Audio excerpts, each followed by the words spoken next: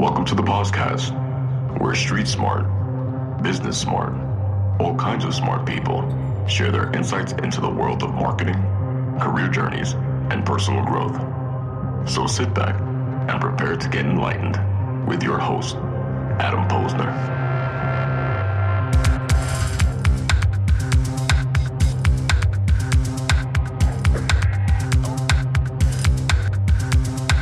Hey, everybody, and welcome back to the podcast, where I bring you the best and brightest from the world of business, marketing, and personal growth to help you harness your inner tenacity and drive your career forward. My guest today, Garrett Mintz, is the founder and CEO of Ambition in Motion. He works to connect college students with mentors in their fields of interest so then students can gain greater insight into their potential career paths, and the alumni can have greater engagement with their chapter or their alma mater. All cool stuff here. He is a passionate speaker and entrepreneur, a mentor, matchmaker, and a potential unlocker. Think about that for a second. Unlocking your potential, who specializes in helping people take massive action to help them get where they want to be. And he teaches them the skills on networking, professional development, and relationship building, all pieces that a lot of college students, recent grads just don't have, and he gets them to where they need to be. It's a mutually beneficial relationship here. We connected a few weeks ago. We had a great chat. We got to know each other a little bit, and I knew I had to have him on the show today to talk about some really important stuff, and we're going to dig in and all that. He's about to drop some knowledge. Garrett Mintz, welcome to the podcast. Hey, thanks, man. I like it. That was a good intro. I try my best here. So why don't we start and just give my tribe a little bit of your origin story, your superhero story, like when you first got bit by that spider, that radioactive spider. How did we get to where we are today? Yeah, I mean, I got where I'm at today real quick. I just essentially noticed there was a problem. I think as an entrepreneur, you get to that fuck it moment. And that's that moment where you realize, I need to make a change. I need to make an impact. This is something that I need to do. And I think a lot of times it has to do with your social capital. So when you feel like your social capital is gone, you've got nothing to lose. You're playing with house money now. You say, fuck it, I'm gonna do this thing. And that's the moment. So for me, I was in college. I saw a lot of my friends, older friends, getting into jobs. They weren't passionate about it. They were leaving quick, or they were staying, but they thought just like they were accepting that. They thought it was the thing they had to do, right? They had to do this. I have to go into finance. I have to go into investment banking. I have to be a lawyer. Exactly. That's exactly it. But they didn't realize that careers are not linear. They're circular. They're all over the place. They're not like a direct path. And my passion was, how can I help expectations meet reality? So then when people wake up in the morning, they're excited to go to work, and when they come home, they feel fulfilled. That is what I'm all about. I love it. And how did this start? What was that spark that you talked about before for you that pushed you in this direction? Yeah, so I talk a lot about, I think when it comes to entrepreneurship, a lot about social capital, because I think that's how a lot of entrepreneurs Let's pause for a second there, and we're going to do a quick Merriam-Webster word definition blurb on the bottom. Social capital, what does that mean for everybody? Social capital, at least how I define it, is your own perspective of yourself. When you think to yourself, like, who do I have to live up to be the person that I believe everybody else has an expectation of? That's like where I define social capital. This is why valedictorians very rarely become entrepreneurs or do extremely well in their careers, is because they feel like they've got all this pressure. Like, I'm a valedictorian, I have to live up to this thing. And that's bad. That's bad. I think, yeah. So I cut you off there. So, right. So we talked about that, like that spark, like how did this all come about? I mean, how did this mission come calling? How did it start? How did you generate all this fun times? Yeah. So it comes from not having fun times. It comes from falling flat on my face. So from age 15 to age 19, rather, I'll just back it up. When I came to college, I thought success was you go to school, you get good grades, you get a job, and then you just find yourself and become happy. And that's just like how life worked. And something that I've learned over time is that, one, people inherently will come up with problems, even if like someone's perceived as having problems. Totally, everybody does. I think I even saw like a link that's like Kate Middleton like whispered in an interview that like being part of royalty isn't all what it's cracked up to be. And it's heard that on Howard Stern. Yeah. Yeah, I was like, what? That's crazy. And like, isn't this what you want? Like, this is like the top of the social ladder, please. Yeah, and I think that's exactly where I heard it. Huge fan of Howard Stern. But that's exactly it. But the point is from age 15 to age 19, I was a drug dealer. So essentially I was selling weed, I was selling shrooms, I was selling, ecstasy or whatever all throughout high school and my freshman year of college. And at the end of my freshman year, I got arrested in an undercover operation by the Indiana University Police Department. I got 5. Busted. Yeah, busted. Yeah, I got 5 felony distribution charges. I was expelled from school, and that hit me like a brick wall. I really had no idea what I was going to do with my life. I mean, no one up to that point in time in my life that I had ever defined as successful ever was a drug dealer, ever got into trouble like that. So let's pause on that moment here because I want to dig into it because I think it's relatable too. And I've been in your shoes before, man. I've been in their exact shoes in college where you feel invincible and you feel, nothing's going to happen to me. Nothing happens to people like me, and you get careless and you think you're careful with your shit, right? Like, we know the game, and you're trying to do that, and one person gets pinched and then they're ratting or something. I don't want to get in, too deep into your story what happened, but you think you're invincible. And then reality hits you like a ton of bricks. You're like, holy shit. Not only the criminal stuff, but now I've disappointed my parents and my family, and I got expelled for school. So tell me a little bit about that point when it kind of hit home to you. Where was it? Were you in the cell? Was it afterwards? Was it at your, during the post arrest? Yeah. What's interesting, that's a great way of putting it. You're 100% right. There is that realization point of how you affect, because you're right. That's literally it. Here's the thing. When I got in trouble, that wasn't the first time I got in trouble. I had my dorm room rated within 2 weeks of getting to college. But I didn't tell my parents. I just got a job, paid it off. There was this program, and I just figured it out. And I was like, okay, cool. Then, like a month after the second semester started, I had my room rated again. And they put me up to another pretrial diversion. Like, I just kept telling myself, like, oh, if I were a little bit safer, I won't get in trouble. Yeah, don't keep that shit in your room. That's such a misconception. And then finally, yeah, there was a junior cadet program where there was someone who essentially was like undercover, and that's exactly what had happened. They had text messages, they had a bunch of other things. And but it was the realization of, I think, after getting pulled out of jail, because when I got arrested, it was during finals week, and I wasn't focused on anything that was going on. I was just focused on how can I just finish up my finals and not get in trouble. And the way it had worked, and this is a crazy story, they had sent like undercover cops to all of our dorm rooms, because it wasn't just me, it was a sting. It was me and like 10 other people. They all came at 4 a.m, and I and the group of friends decided that we would go see the midnight airing of Fast and Furious 5. And so we decided to go watch that. And afterwards, I decided, you know what, I'm just going to sleep over at my friend's house. I didn't actually go back to my dorm room. And that night, they had woken up my roommate. They had like arrested everybody else except for me and like I think maybe 2 other people. And gosh, I was super lucky. Super lucky. I got a call from my roommate being like, yo, come back, like the cops are looking for you. And I was like, shit, that is not the solution. So I called my dad, and I ended up realizing that I've got 5 felony distribution charges, and I've got a warrant for my arrest. And if I show up to my final later that afternoon, they're going to arrest me on the spot, and I'm not going to take the final. So shit. Fortunately, what decision is that, right? The decision you have to make. Yeah. So I ended up coming up with a solution. I ended up connecting with a bail bondsman who was able to more or less get me relatively quickly in and out of jail. You brokered it for a hiatus where they held everybody else. Really, it totally screwed over everybody else. They all had to fail their finals. So fortunately for me, I got lucky. I don't know how. Fast and Furious 5 saved me, I guess. Ended up doing well on all my final exams, but then I ended up having to deal with repercussions. But so I guess for me, the moment of realization was like my parents. I was sitting in the car. They were picking me up from school, and they're like, you could have had 4 years of school and had a really good time, or you just went balls out for 1 year and now you're done. You don't really know what you're going to do. And I really had no idea. My prospects weren't looking good. I was looking like I was going to go to jail. It wasn't going to be a good situation. And I think that's when I realized partly how I had affected my family, my friends. Like it wasn't just about you anymore. That wasn't. You felt invisible, and like it was selfish, right? Like you were just thinking about yourself. You were young. You were carefree.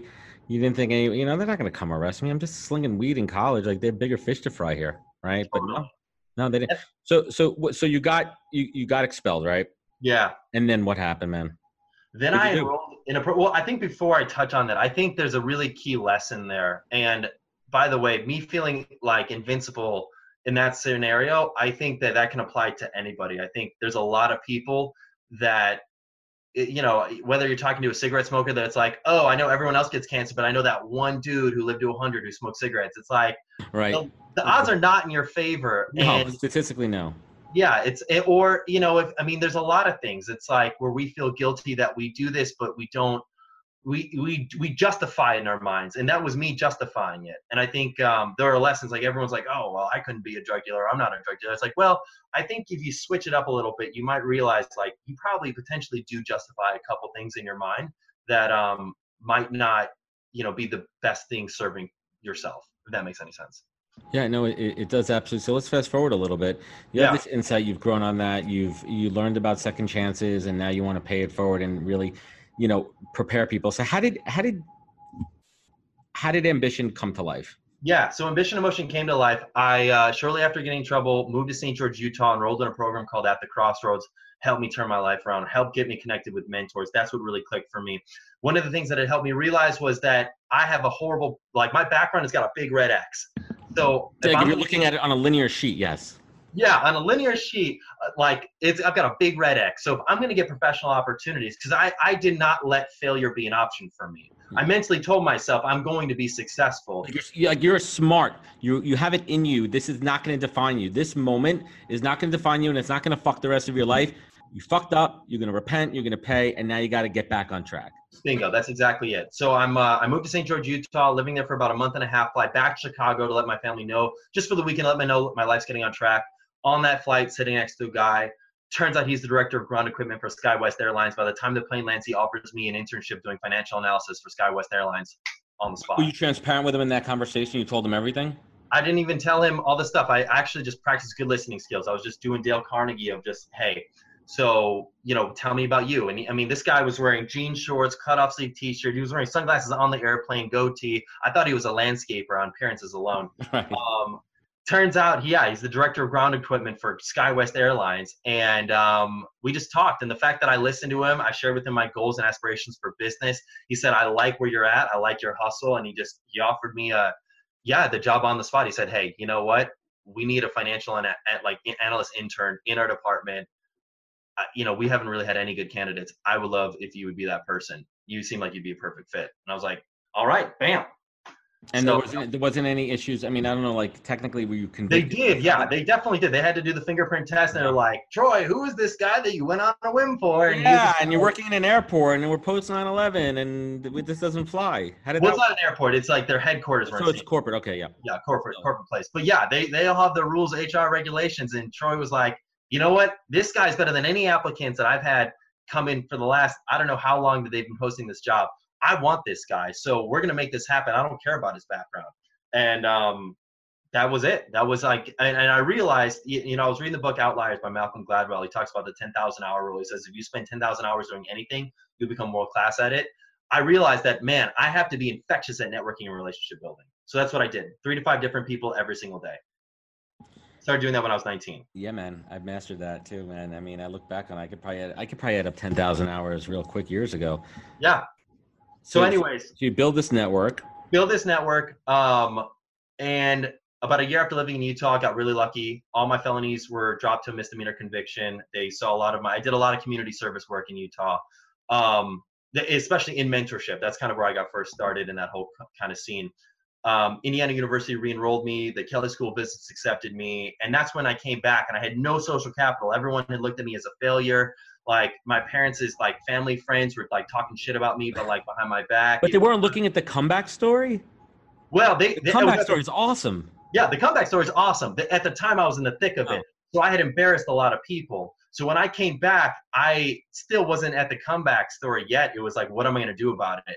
And this is when I realized I'm in the Kelley School of Business. They were rated the #1 career service office in the country, 99% placement rate or something like that. And I thought to myself, this is fucked up because it's beyond placement. Sure, these parents want their kids to have jobs, but it's not just about the security of having a job. It's about being engaged in your work, feeling like you're doing something that's impactful and meaningful. And how can you align that? How can the expectations meet reality? And I didn't feel like universities were doing a good enough job. I got laughed when I brought my idea to the career service office. I got laughed out the room. And I think that inspired me. Like that told me I was that rejection point that you wanted to prove them wrong. 100%, yes. Yeah, and so that's where I got started. It was a grassroots effort to connect college students at Indiana University with alumni for mentorship and to get them acclimated to what they wanted to do. And then I started running workshops, teaching these skills about networking. And yeah, I mean, fast forward to now, we're on a little over 300 campuses. We are making impact, changing lives. I mean, I can't tell you how many stories where we talked to students where they were like, I was lost and now I landed my dream job. That's amazing. So let's talk about the actual program for a little bit. And I'm a true believer in mentorship, and I do a lot of coaching with in my professional recruitment. I talk to a lot of young candidates. I talk to them about career. I talk to them about passion. How is your program structured? Let's peel back the curtain a little bit as much as you want and feel comfortable. Yeah, let's talk about how it works. How does it work? Yeah, so the way it works is like this. We'll partner with a university, an honor society, a pre-professional society, a fraternity or sorority. It's totally free for you to sign up. We've essentially completely innovated the whole pricing model, so then we've subsidized the cost to these entities because we know that they're working on limited budgets. And the way our model works is like, if we don't deliver, we don't make money. So that's where we realize we're like, okay, that's a huge competitive advantage because, you know, competitors are like, hey, we're going to charge you a big upfront fee. And then if nobody uses it, oh, well. You're still paying for it. Yeah, exactly. So we were like, we'll make it for free and we only make money when we get users. So the way that model, who's going to say no to that? Yeah, that's the idea. That's the idea. And the risk is on you. Mm-hmm. Totally. So the way it works is like this. Students sign up for the program. We have all students pay a $50 deposit. It's a deposit. They get it back at the end of the semester for successful completion. But if they blow up their mentor or if they blow up the program, they lose it. It's just essentially like, hey, we need to help hold you accountable. These mentors, these alumni are putting in their time and volunteering their time. We need to know that you're coming in prepared. So that's a huge thing. Right. You want to have skin in the game. Bingo. That's exactly it. The next thing, we run workshops teaching these students skills and tactics to go about making progress between mentor meetings. So when they're meeting with their mentor the first time, when they get to the second mentor meeting, something's happened between them. There's not like, hey, I've done nothing since then. There's coaching, there's guidance, there's goal setting, there's things that we're working on with the students to get them there. So then every meeting, there's progress. And then at the end of the semester, we have an employer network. So once you've successfully completed our program, what we'll do is we'll look at this thing called work orientation. So work orientation is part of how we match mentors and mentees together. It's how you view your work. So some people view the work as a job, some people view the work as a career, some people view the work as a calling. And just to briefly go over it, a job is... Yeah, let's break that down for everybody. Let's pause there for a minute. I think this is really important because I think, as Garrett alluded to earlier before we started to go down this path, things move fast in life. You jump in, next thing you know, you're going for your CPA, your CFA, you're taking all those insurance tests. And you're like, I don't want to be selling annuities and stocks and bonds and all that crap. So let's rewind. Let's talk about work orientation here. Yeah. And not to get too nerdy, we just applied for a grant in Society of Industrial Organizational Psychology on this. But essentially, work orientation looks like this. How you view your work. So some people view the work as a job. That means you're focused on work-life balance. That's totally okay. Nothing's wrong with that. Some people view the focus on career, which is I'm very motivated by promotions, working up that ladder. And then some people are motivated by calling, which is my personal mission aligning with my professional mission. If they're not in sync, I'm going to move. So what we found, and by the way, it's a spectrum. So it can change based on the task that you're doing. And it doesn't stay the same for your whole life. It can change with outside influence. It could change with age. There's a lot of X factors here. Totally. But where you are at in that given moment, we'll look to match a mentor and mentee together based on that, because we know that that's got a higher correlation of successful mentorship than just matching on career interest alone. But we've also started to observe that when you can match a company's culture, so if you look at like the people that are working in a cohort and you look at what their work orientation is like, if you can match incoming candidates with that work orientation, those incoming candidates' likelihood of being more engaged in their work and staying longer, like more retained, like longevity, is higher. Right. It's fascinating. And what's the duration of the program? What's your success rate? I want to just get a sense of the success on this one. Yeah. So the duration of the program is 12 weeks. So essentially one college semester. We also have a program for professionals too. So that one's a little bit different. It's less on like getting an internship, more on like how do you transition into a managerial role? How do you determine when it's time to switch jobs? How to handle conflict in the workplace, that sort of stuff. So and then are you placing these students when they graduate? Are you placing them? How are you monetizing this? Yeah, so companies, what we'll do is we'll set up this that algorithm. Essentially, what we'll do is we'll have the companies take like a brief, like 1-2 minute assessment, and some of the people that'll work with that intern or that junior employee. And then what we'll do is we'll look into our system and we'll say, okay, this candidate fits this role perfectly. So if you're looking to hire one person, we're only going to connect you with one person. We're not going to send a bevy of people at you and say, hey, okay. We know people don't like decisions.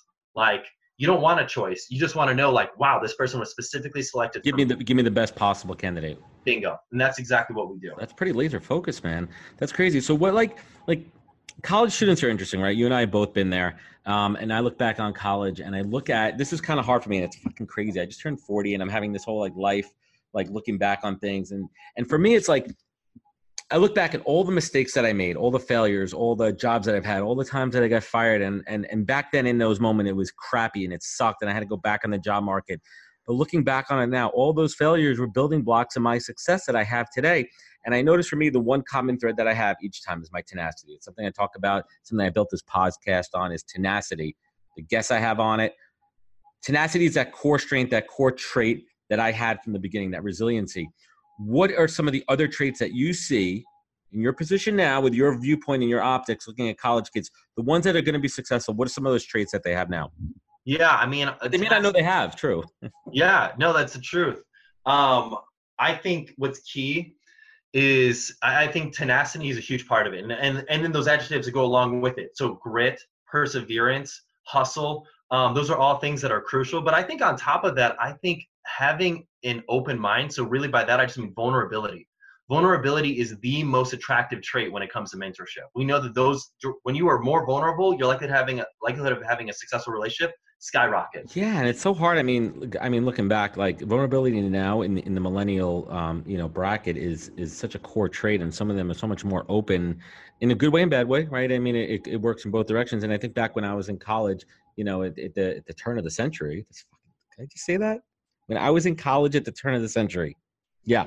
When I was in college at the turn of the century, it was a lot less social media. I mean, Facebook was just coming on board, really. No, Facebook wasn't even there. It's like MySpace and shit, right? But now in this age of social transparency, I mean, everyone's putting themselves out there and they're making themselves more vulnerable. And I think like going back then, if I was a little bit more vulnerable, a little bit more open and the defenses were down, I would be more open and receptive to listening during mentorship. And I think that's something that's changed a lot. Would you agree with that? Totally. I mean, I think there's a couple of points you brought up there. I think one point you brought up there was, I think if I'm hearing you right, was that when you were younger, you were potentially a little less open or receptive to mentorship. Is that correct? Correct. And then the second thing is that because of social media, it allows us to be more vulnerable just to other people, potentially strangers. Is that correct? Yeah, absolutely. It's crazy. Yeah, I think those are two really good points. One, yeah, I think social media does allow that. But I think practice is key too. I think, and this is something that I've learned from a mentor of mine. He's the CEO of a company called Lessonly. His name's Max Yoder. He's one of the smartest people I've ever met. He's taught me so much about just vulnerability. And what I've really observed is that, yeah, when you're vulnerable with your team, so whether you're running a business or with your colleagues, you can get more things done, and it can motivate other people around you to step up in the areas that you have the biggest concerns and fears of. Right. Radical transparency is a crazy concept, right? Yeah. And that's another thing going back to the workforce 25, 30 years ago, it didn't happen. It was very siloed in thoughts, and people are now being more mindful and open and saying, let's talk about what's not working. Maybe something's holding you back, and maybe, my strength will balance your weakness. We're in that team environment here. That's crazy, man. I mean, I really absolutely love what you're doing here. So pivoting a little bit, actually, no, let's go back to something here. How many years into this business? Yeah, so I started the business when I was a sophomore in school, so May of 2013. But it was grassroots, like where we're at right now on a 5-6 years into it. Where do you see this business going in the next year, and then where do you see it being 10 years from now? Yeah, so in the next year, I see this getting to a point where we're on more campuses, we're facilitating more placements, and we're able to start. I see this becoming like the next wave of how hiring is done. I think we're going to start taking an even more like laser focus on culture, but really how it affects other people. Because here's the thing, at the end of the day, somebody who's great at Google does not necessarily mean that this person's going to be great at another company. It just means that that person fit into that culture really well. And I think what we see so often is recruiters will be talking about recruiters internal for a company will say things like, oh, well, our culture is great. We've got a ping pong table and we got this and we or really laid back or whatever. And those are amenities, but culture is essentially how you as an individual feel about the company and the work that you're doing. And I believe that we are going to start taking a laser focus on that and focus our hiring efforts on how do certain personalities fit within culture. Not just based on your past skills or what your past referrals say about you, but how you fit with that. And we are building that algorithm. We are building that knowledge base of really what personalities mesh well with each other. And I believe that we will be the future of hiring and how companies go to find and source the right candidates, because they're going to look at their team. They're going to say, who are the candidates that fit with our team? Not only do they have the skill sets, but also fit in it. And that's where I see the future of it going. And I can't wait to look back on this podcast 10 years from now and look at this conversation and say, no, he called it 10 years ago. Here it is, people. It's like that Bezos moment when you see that photo of Bezos sitting in that office with Amazon and like the spray paint on the wall. Yeah. Exciting to start your own thing. It's exciting to watch it grow. And that hits the point. Let's talk about passion for a minute, right? Yeah. Pause, things that you care about. Like for me, my passion, and I never knew this until I went into recruiting.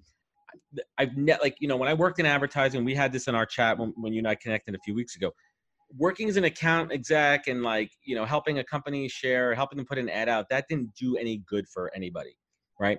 And in recruiting, I help people get a better job, make more money, be happy in their careers.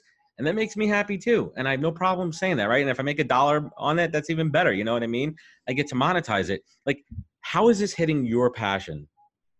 Yeah, I mean, how it's hitting my passion is, I think I touched on it a little bit before, but I envision a world where the vast majority of people wake up in the morning excited to go to work. They feel like their expectations met reality when they're at work, and when they come home, they feel fulfilled. Like that vast majority. I'm not talking about some people, because right now, 65% of people are not engaged in the work or actively disengaged. And there's also certain jobs that have to get done, and there's people that do it. Sure, exactly. And I think even with that said, the key is that the expectations meet reality.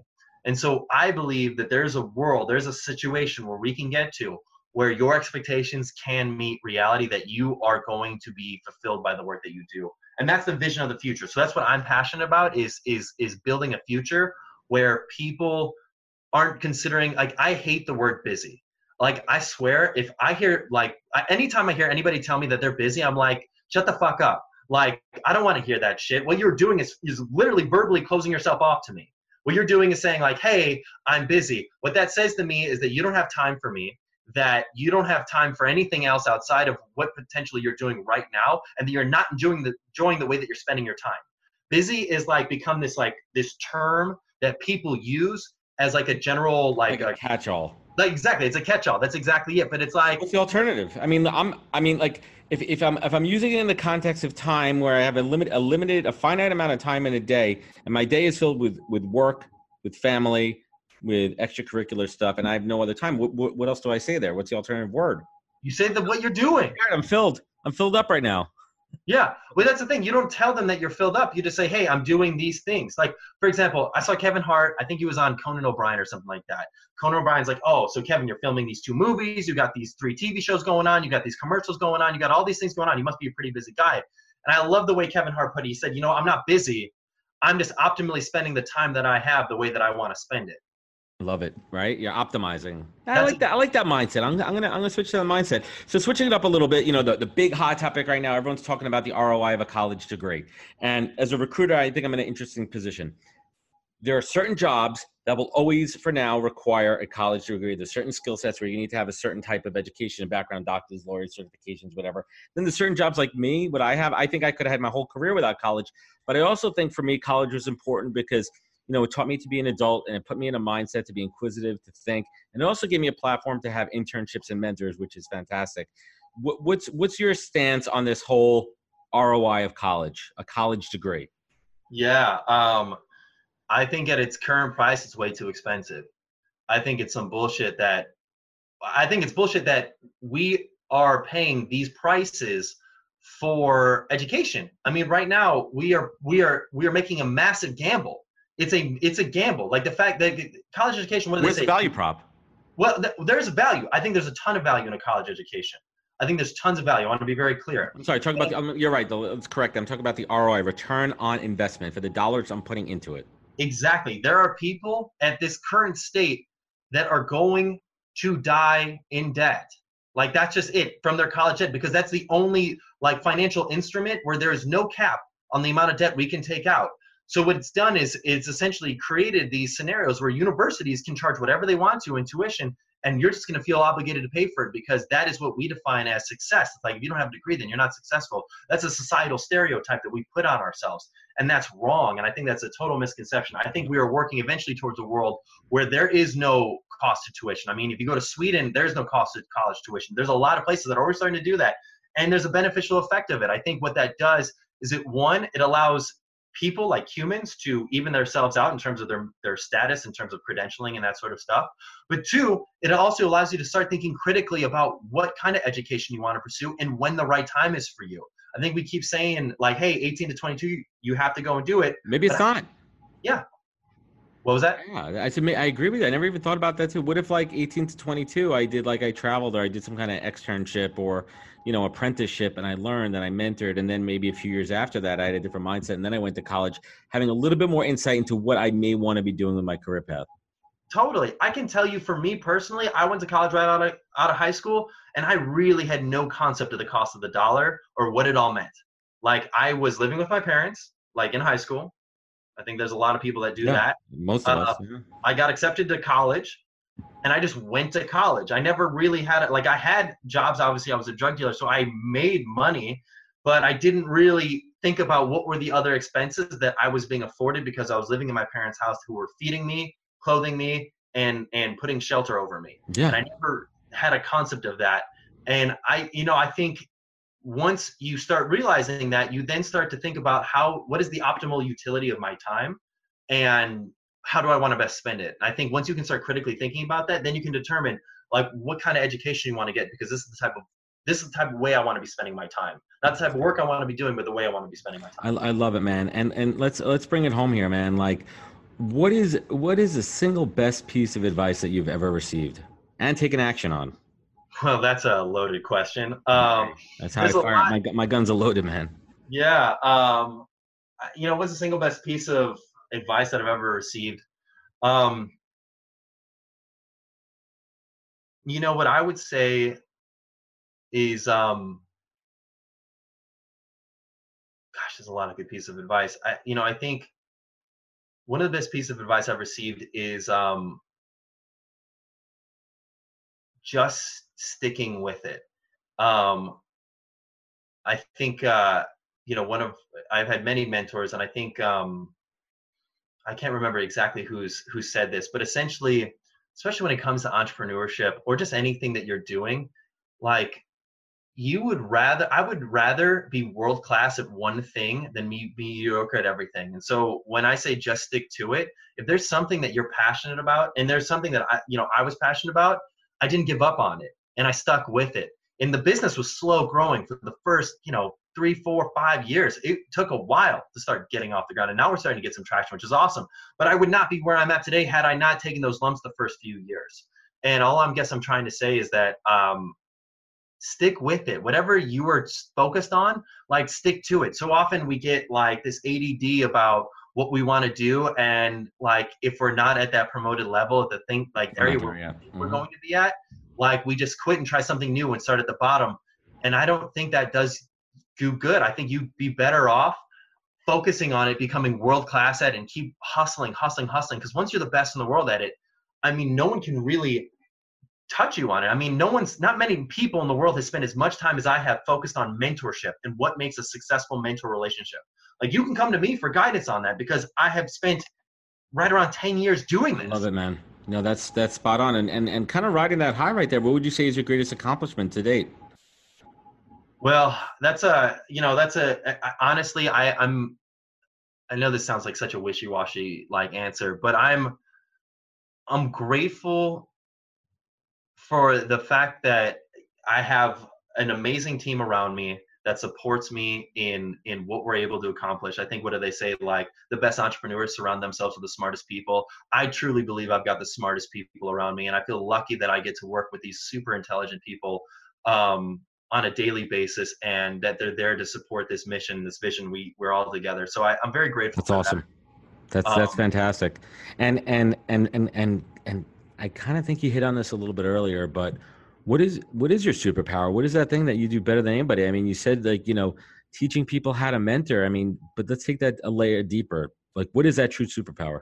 Yeah, my superpower, I believe, is probably relationship building and trying to build those relationships with people to figure out what makes them tick and how I can try to be as helpful as I can to them, no matter what situation they're in. I love it, man. And lastly, and if you're a fan of the show, the last question that I always ask, when things are going not so well, when you just got busted. Yeah. Things are going shitty and you got to call your dad and have that terrible conversation. Yeah. On the flip side, when we're having this conversation right now and I can see that smile that you're genuinely happy in your life and what you're doing, what do you look up to? What is your North Star, Garrett? That's a good question. I think, so, but could you mind elaborating on that a little bit?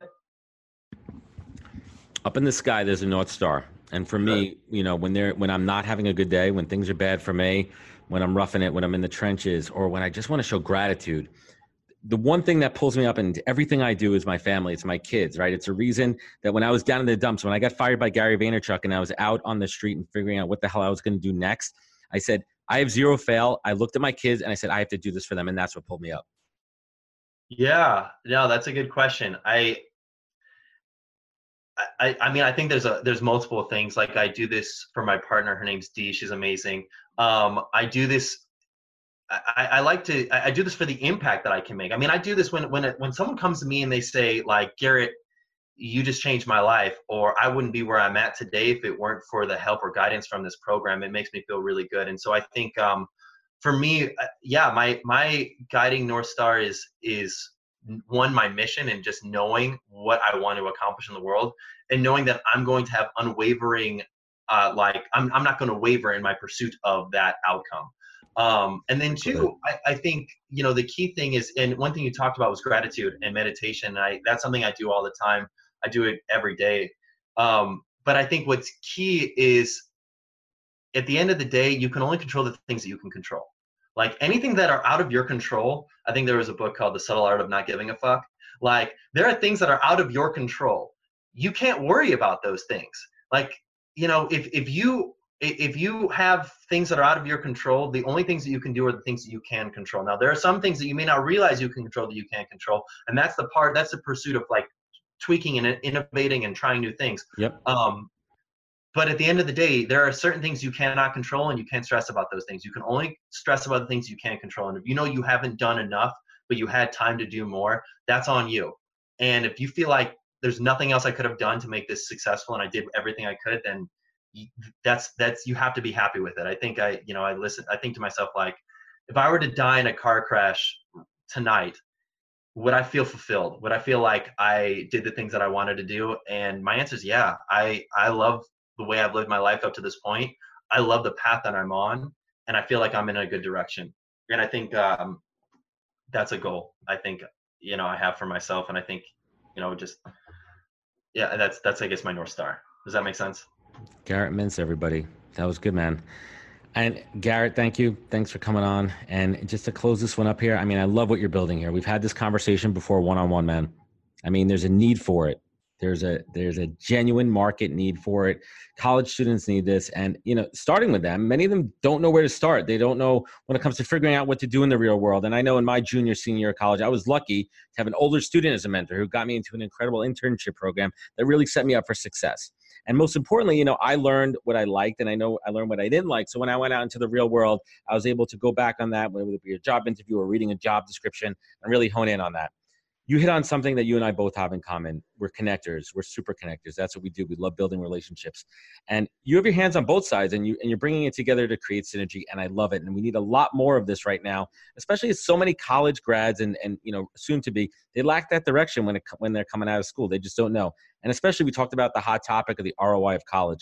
Having some direction, where to apply your education, your passion, and your interest, that's invaluable. And I really can't wait to see where you take this, man. This is exciting. Garrett, where can folks connect with you? Where can they find you? I'm going to have all the links below. Where can we find you? Yeah, ambition-in-motion.com. So if you Google Ambition in Motion, you'll find us. If you are a mentor and you're thinking to yourself, I love to mentor somebody. If you are a student, you're like, I love to get a mentor, go to our site. If we're not partnered with a university or an organization that you are a part of, just inquire below. We can set up a scenario where we can start working with your school. Because like I said, it's free for universities to sign up. There's no reason not to. Great stuff. And I'm going to have all those links below. Garrett, thanks for joining me. I really appreciate it. And to everyone listening, thank you for joining us on the podcast. Please follow us on all the social media channels, links below. You know where to find us, subscribe, comment, and network. And remember, take your online offline. Just do it. Thank you for joining us, and catch us next week on another amazing episode of the podcast. Wisdom is forever, but for us, it's time to go. Thank you for joining us. Luckily, we'll be back with our next episode jam-packed with more incredible humans. For more info, please visit www.nhptalentgroup.com.